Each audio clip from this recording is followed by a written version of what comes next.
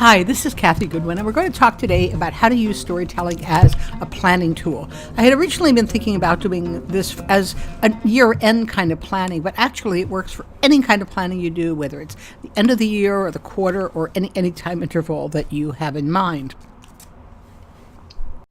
Grab your pencil and paper and we're going to get started. First, we're going to look at why planning often goes wrong. Why do people get stuck on planning? Why do they hate to do it? And why do you have a lot of plans and nothing ever happens? Second, why can storytelling be your strongest planning tool? And that's a surprise because most of us don't think of storytelling as being any kind of a planning tool, let alone your strongest. We're going to talk next about 3 stories that you can tell as part of your planning process. And finally, why planning works this way when you work with storytelling. So first, let's look at why planning goes wrong. Often, not always, but often. First, a lot of planning focuses on micro actions, things like what are we going to do next week or next month? And that's why, for example, I once went to a workshop where we had someone giving a talk on planning, and we all had little diagrams of calendars. And we focused on things like next week we're going to do a webinar, or the week after that we're going to do a newsletter, or we'll do a broadcast. Any of those things are micro actions. And what we want to focus on really is planning, or first getting the big picture and then looking back at how you're going to get it. Because a lot of times what holds people back are not the choice of micro actions, but they're a reaction to those micro actions, their interest, their awareness, and their beliefs about those micro actions. A lot of planning is just too long in the future. There's a book about 12-week year planning, which I think makes a lot of sense. I recommend planning in 3-month intervals because 90 days is a good amount of time. It's enough time to give you something to think about, to move into the future, but it's not so long that by the end of the year you think, what is going on? This doesn't make sense anymore. And finally, it doesn't feel connected to who you are. And this is probably the most important part of planning that I see when I work with clients. A lot of times you make a plan, just as we did when I attended that workshop. We put notes and squares on a calendar prototype, and it just didn't feel right. So a lot of times I talk to clients who say, well, this is what I plan to do. I was going to have maybe a telesummit on this date, or a webinar on that date, or a networking meeting on this other date. And it doesn't feel right. It doesn't seem like something I really want to do after I've thought about it. So then you have a great plan and it never gets executed. Now let's look at why storytelling can be your strongest planning tool. First, storytelling draws on both your analytical side and your creative side. You might use the metaphor of the right and left brain, and it really is a metaphor. I get a little nervous because I studied psychology, and we always said the brain really isn't divided into 2 halves like that, but it's a good metaphor. Your left brain and your right brain work together. Your analytical side thinks about what you are doing, why you should be doing it, and the sequence. Why storytelling can be your strongest planning tool. Well, storytelling draws on both your left and right brain, if you want to use that metaphor, or your analytical and creative side. On your analytical side, you're doing planning in the sense of what activities make the most sense to accomplish your goal. You have numbers, you have time frames, and you have specific outlines of what you're going to accomplish. On the creative side, you have a more vivid, emotional, action side. You have your passionate side of this is why you want to do it. And when you tell a story, you bring those both together. Storytelling also involves your emotions. And that's really critical. We're going to see why, because when you make a plan, if the way you respond to that plan is going to make a huge difference in whether you're likely to carry it out and how motivated you'll be to take action on that plan. Storytelling also increases your involvement because you have to really think about what you're doing in a new way. You're putting pieces together. You're not just writing a few words on a square or on a piece of paper with a to-do list. Additionally, as you tell your story, you identify resistance at each step of the process, and we're going to see that with some examples. And more thought is required to write a story or tell a story out loud than it is to simply list items on a piece of paper or on a computer, and it is a lot more fun. Let's look at 3 types of stories that you can tell when you're using storytelling for planning. The first is the one I call forward to the future. It's sort of a take on Back to the Future, the movie. We're going to go forward into the future and see what's going on and write a story about it. And then we're going to do the 90-day journey, which is how you got to a point in the future where you would like to be. And finally, we have the news story, where you make a news story, an announcement, a broadcast, or perhaps a TED Talk about what you are doing and where you are at the end of your 90 days. Start with Forward to the Future. The Forward to the Future story is a success story that features you, where you are 90 days from now. It's not written 90 days from now, but it's written now, and it's a story about where you are, and it's a story you couldn't tell unless you reached your goals. So for example, you might have a story about how you lined up a big speaking engagement and you delivered the talk and it went well. So that's your story. You might have a story about how you deal with the challenge of working with more clients than ever before, because now after 90 days, you've got all these clients coming in and now you have to work with them. Now, what does your story need to make it a story and not just a vision or hallucination in some cases? Your story needs a plot. You need to include in your story how you began your journey and the obstacles you met along the way. You need an aha experience inspired by an idea or a guide. So it's something like when you're on the way to your major speaking engagement, along the way you get an idea that's your big aha moment, and that really inspires you to accomplish this goal and to get it done, and keeps you going through the tough parts. Or you might meet a guide or a coach who helps you, and that becomes the motivation to keep going. It has to have a happy ending. Stories in the planning phase have to have happy endings. In fact, marketing stories generally have happy endings. But there cannot be a luck factor. There's no fairy godmother. Everything has to be done by you and by actions you've purposefully chosen. Now, as an alternate to this type of story, you can tell the story of a client who worked with you, and at the end of the 90 days, these are the kinds of results that you can report. It's really a client success story rather than a story about you. Now, here's what you pay attention to as you tell the story. First, does the story feel like a fantasy, or does it seem achievable? And where does the aha moment come in? And do you like being the hero of the story, or would you like to change the plot? If you look at each question, the first is, does the story feel like a fantasy?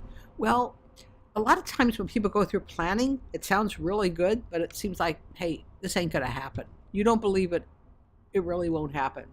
And then where do you start to get that moment when you know this is going to work, or you get that inspiration that turns the tide for you? And finally, how do you feel about being the hero of the story? Do you feel comfortable? Do you feel good about the story? Or do you want to change the story in some way? This is really critical, because if you don't feel comfortable in this role, then it may not be the right story for you to be telling, or maybe you need to go back and make some revisions. Next, we have the 90-day journey. And in this story, you're being interviewed on a podcast with a big name guru or leader in your industry. We use the word guru in the marketing industry to facetiously point to someone who is very well known. And the stakes are high. There's no BS allowed as you tell your story.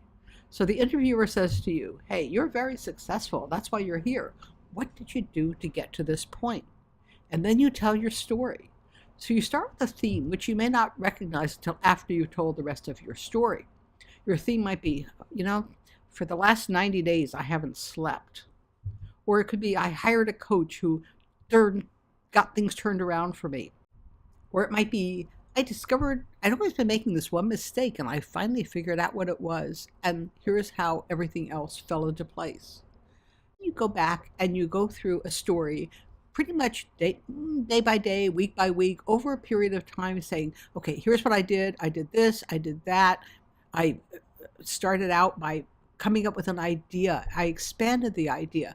I started doing webinars, and I discovered that worked for me. So I did this, and then I did something else. I went to a couple of networking meetings, and I decided I did not want to do that.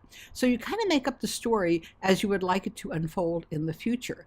Again, you can be open to change, because you might say, as you tell your story in your imagination, your imaginary podcast interview, you might say, well, I discovered I did not want to do networking. But of course, as you live out the 90 days, you might discover you did like it. This is not written in concrete, but this is something you do to start. Now, here's what you pay attention to as you tell the story. First, feelings. How do you feel as you describe your actions? When you mention the word networking, do you get a sinking feeling? Or when you mention webinars, do you think, oh no, there's no way I can do a webinar? Pay attention to those, because when you have strong feelings, you're going to show resistance to anything that comes up when you're trying to enact these plans, or you might be more enthusiastic and be excited about doing them. But pay attention to those feelings, because they're a really strong guide. And finally, does it seem real? This is so important. If your story seems so far-fetched that you can't imagine it happening, then it's probably not going to happen. Next, we have the news story. So it's 90 days after you initiated your plan. And now you're getting ready to send a news release.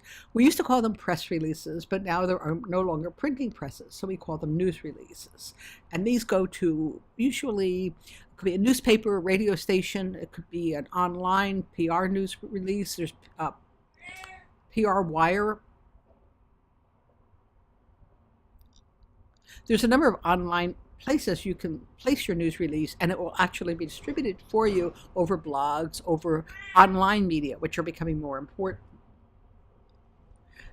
A news release will be more formal than your original story. It's because it's got more of a structure. It's more objective because it's really designed to be read by a lot of people, and you're aware of your audience. So it's really more of a story that you're telling as a news story. Think of something you might read in the New York Times or the Wall Street Journal. If you prefer, you can imagine yourself giving a TED Talk. The key is that you have a big audience, and it's an audience of strangers, of people who don't know you. It's not like sitting around the campfire telling stories. And when you think about this, when you create your news story, you need to think first, what is your headline going to be? What is your big story? What is the reason your audience might want to hear it? What makes it newsworthy? And this really forces you to think about what you're doing and why you're doing it and what impact it's going to have. And you want to focus on success, not rags to riches. We have heard dozens of stories of people sleeping in church basements who found the miracle cure and then went on to become gazillionaires. We don't need more. And I feel strongly about that. If you've been following me a while, you know that. But here's some things to remember. You don't know who will see this. Your family, your friends, your enemies, the people from your neighborhood, your old neighborhood, if you're a religious person, your pastor or other religious leader, all these people are going to see the story and they're going to hear what you've done. And there's a reason why we're going to talk about this, because a lot of times these people will judge you. I remember when I moved from academia into online marketing, and a lot of my former colleagues thought I was crazy. Of course, over time, they got over it and they decided I was the lucky one. But a lot of times, these past influences will be in front of you as you're working, and they can affect your willingness and ability to complete the plan. So here are some examples of stories. Unknown author's book reaches #2 on Amazon 70 days after publication. So if you're writing a book, you might imagine doing a news release with this headline. Or life coach reinvents practice, takes 17 weeks of vacation in 2017, or whatever year you're writing for. Now, of course, if you're doing this on a 90-day basis, this is a little anticipatory, but it's a good way to think about how you're going to set this up. And why is this interesting? Well, a lot of times if you're thinking of a career section of a paper or a business section, people want to know about how other people set their business up. So you can position as new business opportunity, new business style, and see how that goes. Or relationship coach builds new process to screen blind dates and never go out with a loser again. Serve 200 clients, now writing a book. Well, if you are targeting a section of a paper that is about the social columns, a lot of papers do have columns about dating and relationships, and this might be a story that you could tell. So this forces you to think about the bigger structure, the bigger context of whatever it is you're doing. Now remember, you're writing it now. You're not writing it down the road. It's really writing for something that you will be doing, and it's imaginary, so you can have fun with it. What's important is not what you write and whether it actually happens and who the audience is, although those things will help you focus more tightly on your plan. But pay attention to things like, what does your mind tell you? What comes up for you as you write this? Do you hear yourself thinking, is this really me? Do you feel uncomfortable because you feel like you're bragging? Or do you find yourself saying, I love it. I just love seeing this news story. I feel like this is the real me. How do you feel about sending it out? And how will you feel if you encounter someone from a previous life who wants to talk to you? And what will their reaction be if they say, why on earth did you do that? Because if you have this question ready, you will be more motivated and less conflicted as you move forward. And what would you like to change as you write this? Because, you're not really giving this tomorrow. You're not sending it out right away. You may never send it out at all. You can change anything you like. Next, how does this process help with planning? Well, first, it forces you to ask, does this seem realistic? You focus on feelings and emotions, not just to-do lists and squares on the calendar.